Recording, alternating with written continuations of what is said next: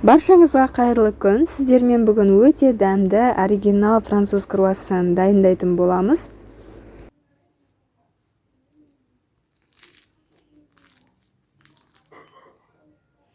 Ыдысымызға жылы сүтімізді, жылы суымызды, тұз, қант және ашытқымызды салып араластырып аламыз.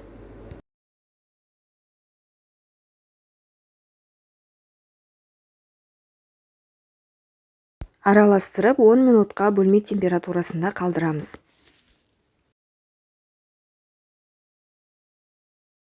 Шамамен 10-15 минут аралығында біздің ашытқымыз осылай көтеріледі.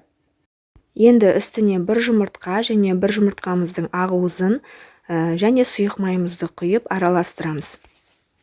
Бір сарыуызымызды бөлек ыдысқа алып қоямыз. Оны круассандарымызды пешке салар алдын беттеріне жағып шығамыз. Келесі кезекте ұнымызды салып, жұмсақ қамыр илейміз.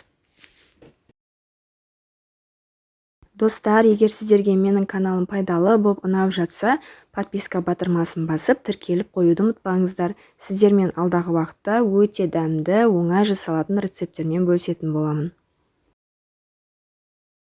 Қамырымызды илеп болған соң бетіне пищевой пленкамен орап, көтерілгенше, яғни 1 сағат, 1,5 сағат көлемінде қалдырамыз.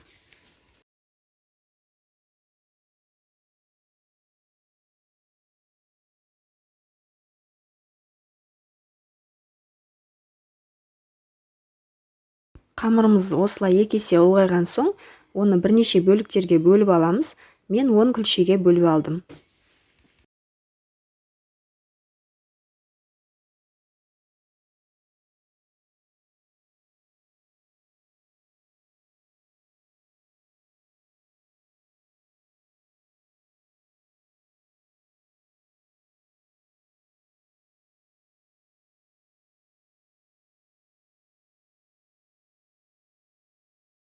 Әр қамырды осылай домалақтап, беттері қаясып қалмас үшін орамал жауып қоямыз және біртіндеп алып, жайып бастаймыз.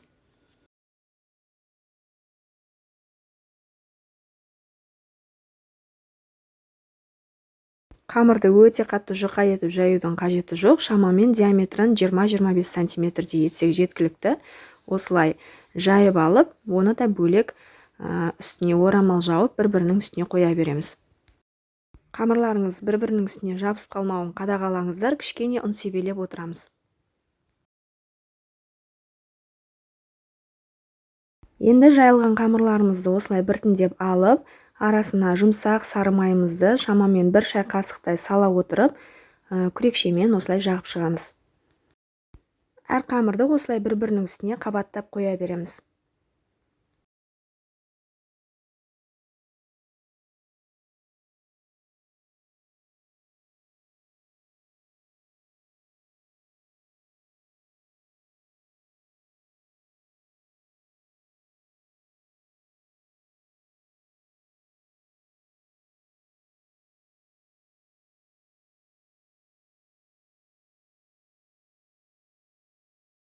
Қамырдың арасына осылай майды жағып алған соң, енді жұқалап, үлкендеу етіп жайып шығамыз.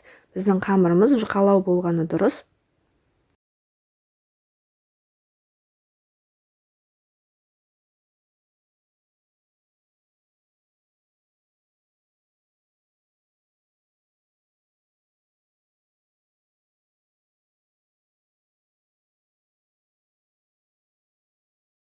Осылай бөліктерге бөліп, арасына вареный сгущенкамызды салып шығамыз. Жан-жағын дұрыстап, мықтап бекітеміз. Ештеңе салмай, өзін орасаңыздар да болады, себебі біздің қамырымызға шекер қосылғандықтан өзі де дәмді.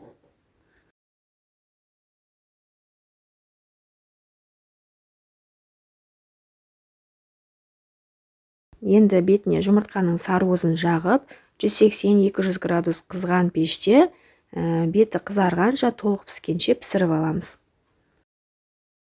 Міне достар, біздің нағыз оригинал француз круассанымыз осымен дайын болды. Өте қытырлақ, сондай сойлары, яғни қабаттары өте көп.